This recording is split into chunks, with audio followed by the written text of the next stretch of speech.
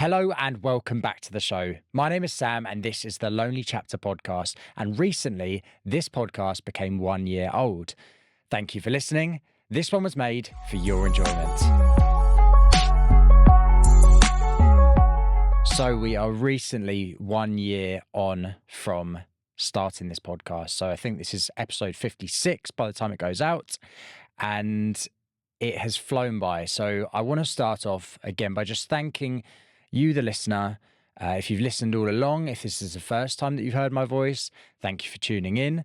For all the guests that have been on this show, so in 56 episodes, taking away the solo episodes, I've probably done about 45 guests maybe, and some of the people that I've got to speak to are just phenomenal people, excellent human beings, fantastic stories, and hopefully alongside me, you've learned a lot and taken away a lot of information and insights from these people as well.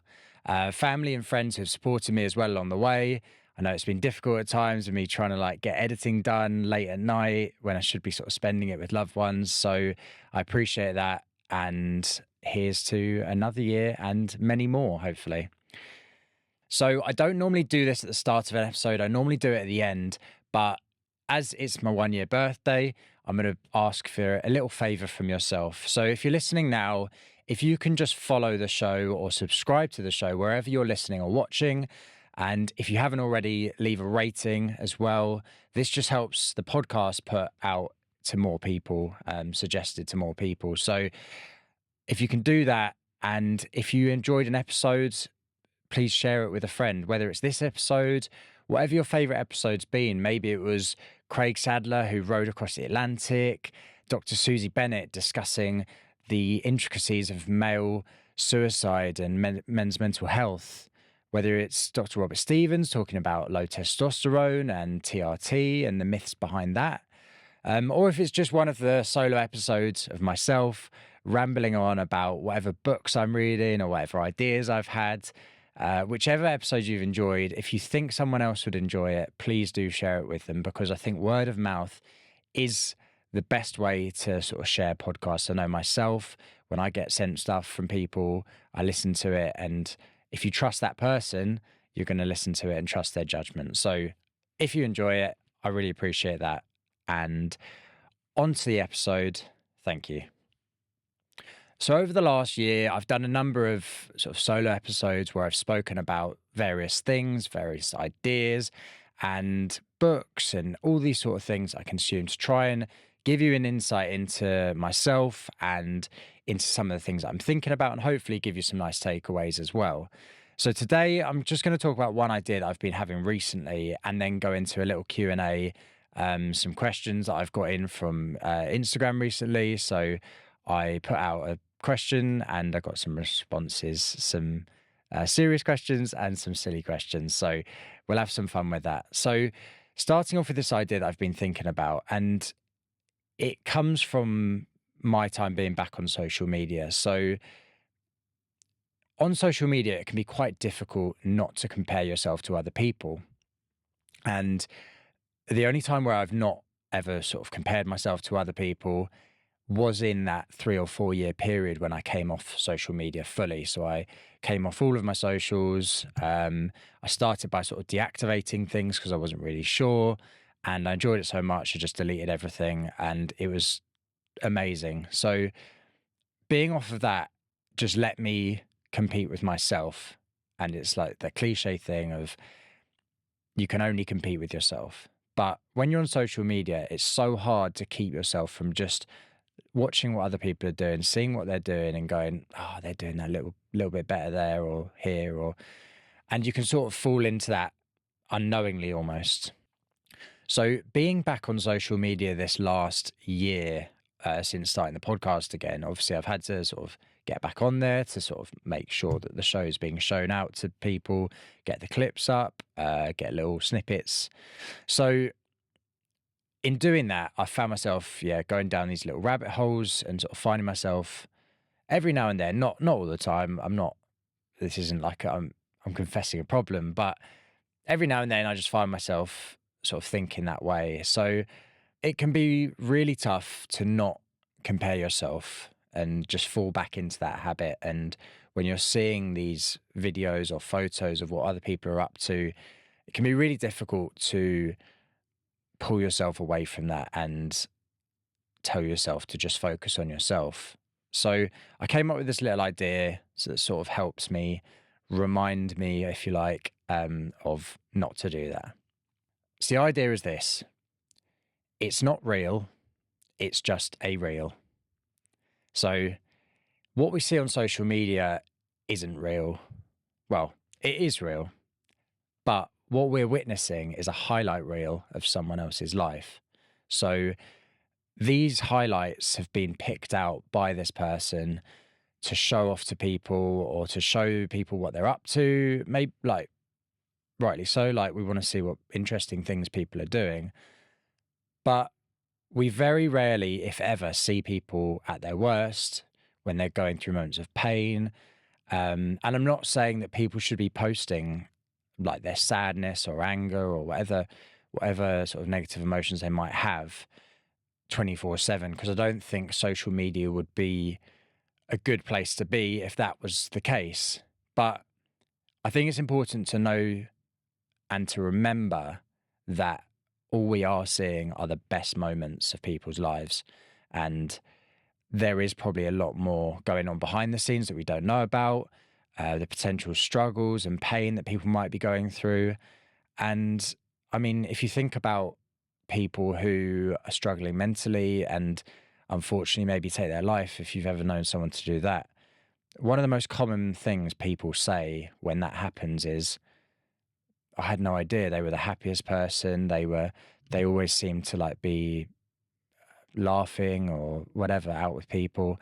And it's that thing of hiding in plain sight. And sometimes the people who look like they're having the best time are actually having the worst time. So it's just remembering that, and that sort of copies onto social media.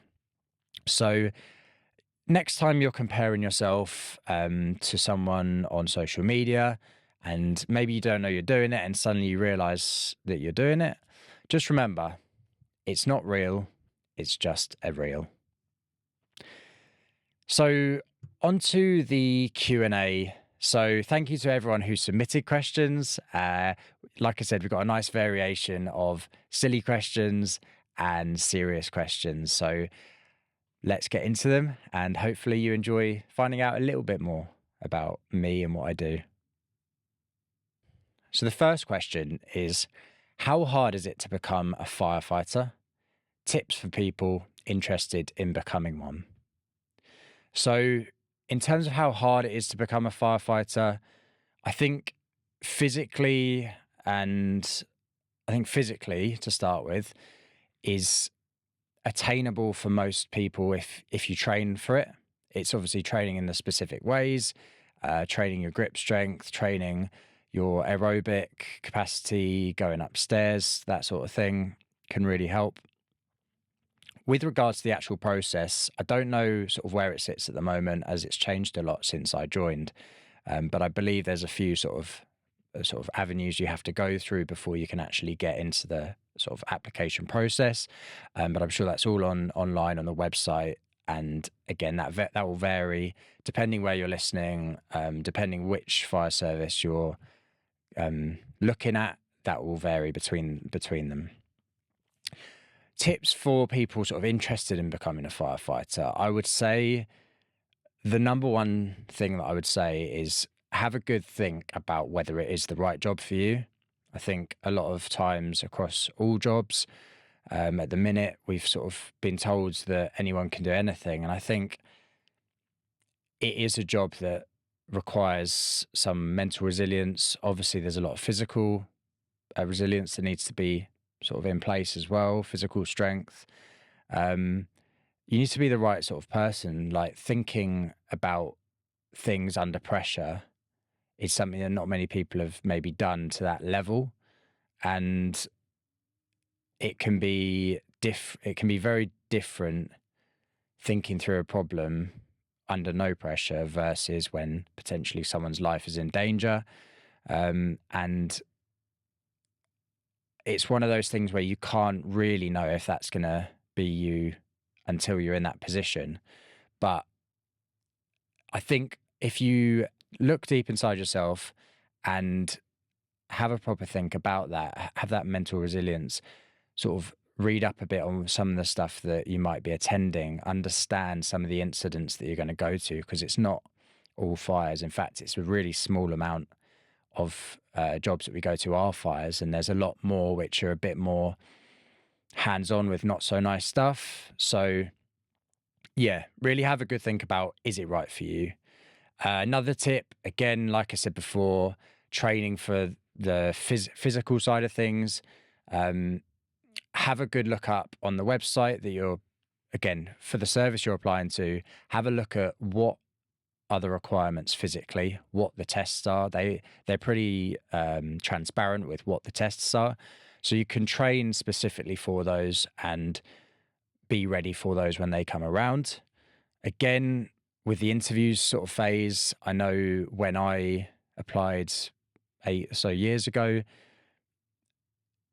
you can sort of go on forums and find out roughly sort of what areas of questioning they might go into in those interviews, and just start to get a little understanding of maybe where they're going to go with it.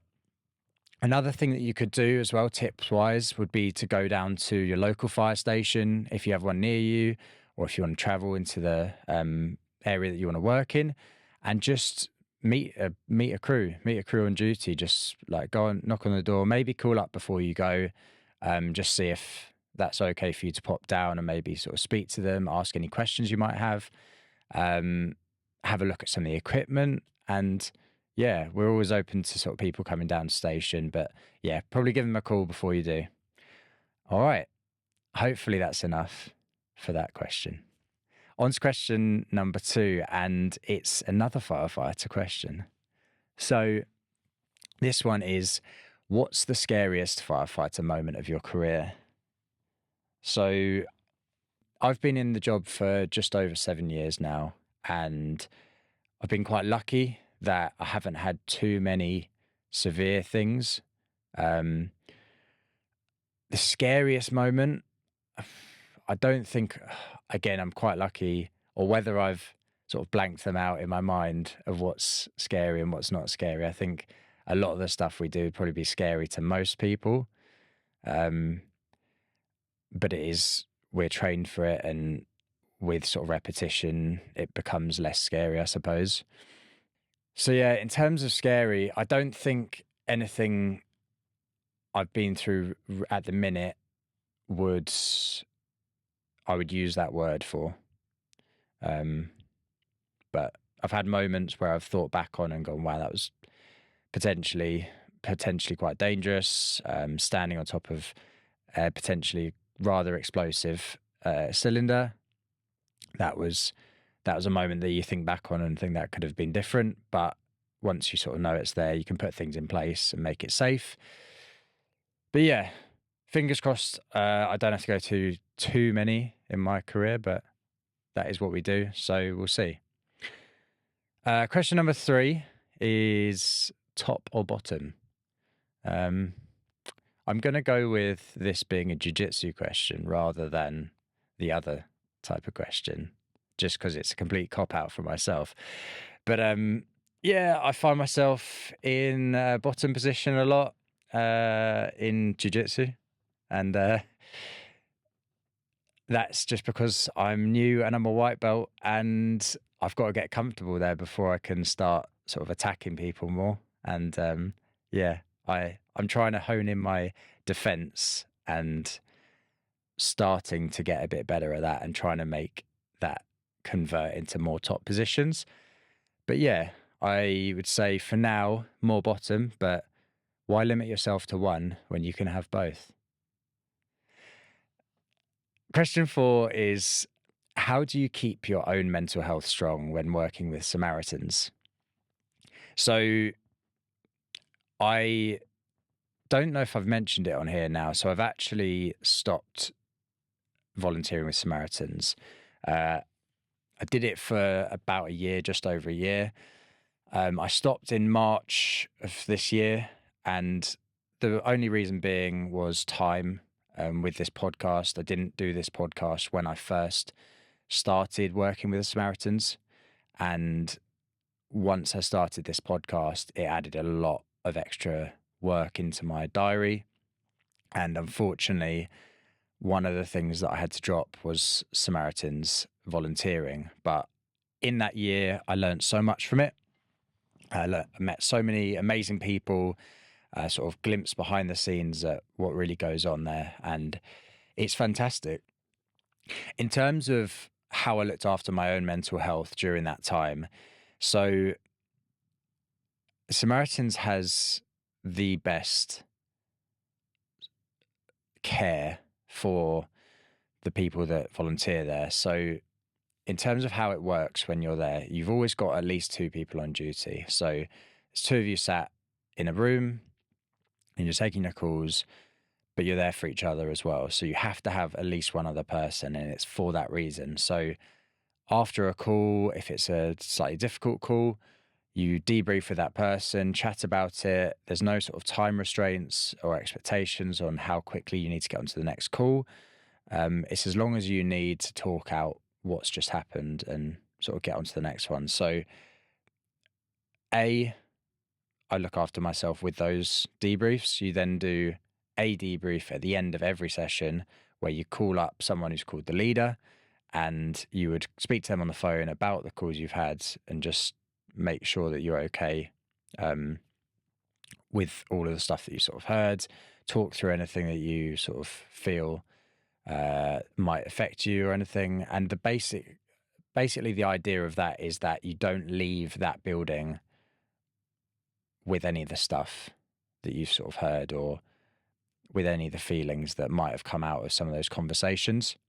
So again, a lot of people might not know that you go to a specific building to do this. So you travel to a Samaritan's sort of building block, and there's a room there where you take the calls. So it's not from home. You have to be in that building with someone else so that you've got that support. And yeah, it's fantastic support.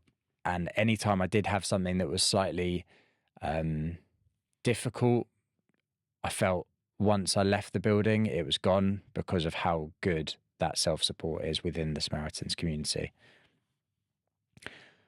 Next question. Favorite dinosaur?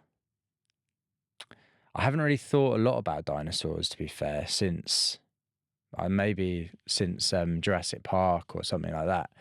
I quite like a Stegosaurus. I don't know why, but got the nice spiny spikes down their back and onto the tails and stuff. So they're pretty chilled, aren't they, Stegosauruses, I think. You've obviously got like your T-Rexes, which are all the big aggressive, your Velociraptors hunting in packs and stuff. But yeah, I like a Stegosaurus. Diplodocus, I think that's the name. I'm going to get fact checked now. But yeah, I think that's the one with the big long neck that eats just plants and just chills out. And again, I think that's more my vibe. I think I'm for the chilled out dinosaurs. So yeah, I'll go with the Stegosaurus. Next question, rather controversial. Do gingers have souls? This comes in from my girlfriend who is ginger. So she's either set me up for a big loss or to big her up. Of course, I'm going to do the latter, and they have souls. They have beautiful souls. Some of the most beautiful souls that I've ever seen in my life. That was an attempt at Donald Trump, but it didn't really work. So yeah, I'm going to leave that in though, because it's fun. Moving swiftly on, how is your jaw? So I was rolling at jiu-jitsu the other day with a friend, and as I went to sort of pass his guards, he accidentally open palmed me straight into the side of my jaw, and my whole jaw sort of shifted right. And I'm not going to lie, ever since then, I mean, it was only like 4 days ago or something, but throughout all those days, I keep feeling like I've got something in my ear. So I keep sort of wiggling my finger in my ear because something doesn't feel quite right, but it's not painful. So it's all good. And I'm just going to carry on. But yeah, weird little sensation. I have to keep checking there's nothing in my ear. But yeah, my jaw's fine. Thank you. Um, Next question is, tell us about your veganism. Why? How long? Do you ever find it difficult? So most of you probably don't know this listening. If you've listened to most of my episodes, if you know me in real life, you'll know this. But yes, I am vegan. I've been vegan for 8 and a bit years now. Maybe, yeah, 8, 9, 22 I started and I'm now 30. So yeah, a bit over 8 years, which is crazy. It's changed so much in that time. It originally, you had sort of had to look ahead where you might be going out to eat, checking they had any option for you. Going to shops, you had to be really specific with what you were going to buy. You didn't have the whole free from aisles and stuff. So, or you did, but it was nowhere near the amount of food and stuff that they have now. So it's really come on massively in the last 8 years. So why did I go vegan? So when I went vegan, whenever it was, it was more for sort of health reasons, environmental reasons, a little bit for ethical reasons, but not as much. I'd say the longer it's gone on, the more it has just been ethical for me. I think now it's at the point where I've done it for so long and I've managed to succeed in sort of sports and be stronger than I was, do sort of big triathlons, do various sports and like excel at them. And it's got to the point where I sort of think if I can do that without harming animals, then why wouldn't I? So yeah, it's in that sort of phase now where it's just my life. It's just what I'm used to. Do I ever find it difficult? Sometimes. I think, like I spoke about, the change since I started and the change in the 8 years is a good thing because you can now get food and it's accessible wherever you are in the world almost. But it also means there's a lot more rubbish food. There's a lot more like junk food, vegan junk food. So as someone with not great willpower when it comes to that or sweet treats, I find it harder maybe to stop having that stuff. And maybe when I first started, because I had to be so on top of what I was eating, my diet was probably a little bit better because I had to like sort of really go through the more whole foods spectrum, whereas now I can sort of go in and get a fake chicken thing anywhere I want and it's nice and easy and it's got the protein and whatever. So yeah, that's maybe a difficulty, but it's also a good thing. So it's probably my own difficulty that's causing it. Okay, 2 questions left. And the first one is super easy because it is, who is your favourite sibling? Obviously came from my only sibling, which is my sister. So she's put me in a corner and I've got no one else to choose, but I suppose I have to choose her. Last question, and I think it's quite a nice one to end on because it's what we're doing. What is your favourite thing about podcasting? So over the sort of time I've been doing it, I've learned so much. I've managed to speak to so many interesting people. I think it's got to be the people that, for me, that is the best thing. So the guests that I get to speak to, reaching out to people who once I just followed on Instagram or social media of any kind or YouTube, and I sort of looked up to them and now I'm having conversations with them. And it's just, yeah, it's mind blowing to me that I can do that. I get to do that and I get to put it out for other people to enjoy. And the people that are listening, not just the guests. So the people that listen and the people who engage and give me feedback and tell me that they've enjoyed an episode, maybe tell me they haven't enjoyed an episode. It's all good. But yeah, I think the people is the best thing and it brings people together. It gives people something to talk about. And that's the thing that I always enjoyed being a podcast listener only beforehand, was talking about what I'd listened to And that's why at the end of each episode, I do that question for the listener. So I get my guests to leave that question, and hopefully you can take that question away and have a conversation, or maybe use that question as a conversation opener with someone.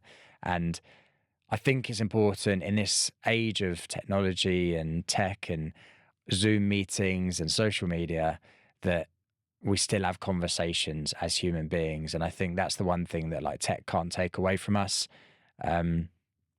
is that human connection.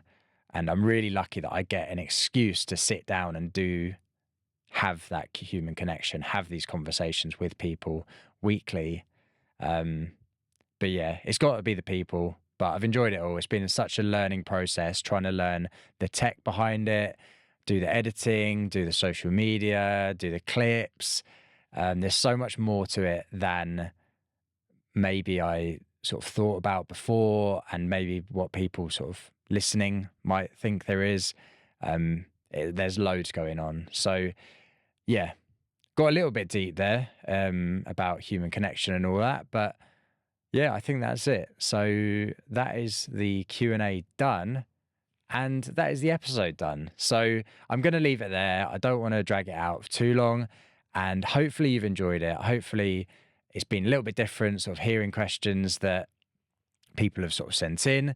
If you guys have any questions, you can always comment them down below wherever you're listening, or just send them to me in a DM on Instagram or anything like that. And like I said at the start, if you have enjoyed this episode, please do follow and rate the show wherever you're listening. Share the episode with a friend. If you enjoyed other episodes, share them with friends. It really helps the show grow and reach more people. And that's ultimately what we're trying to do. We're trying to get as many people on this train, learning alongside me, trying to understand people's journeys and takeaways from their life lessons. You can follow us on Instagram as well, at Lonely Chapter Podcast. And lastly from me, thank you for listening, and stay curious.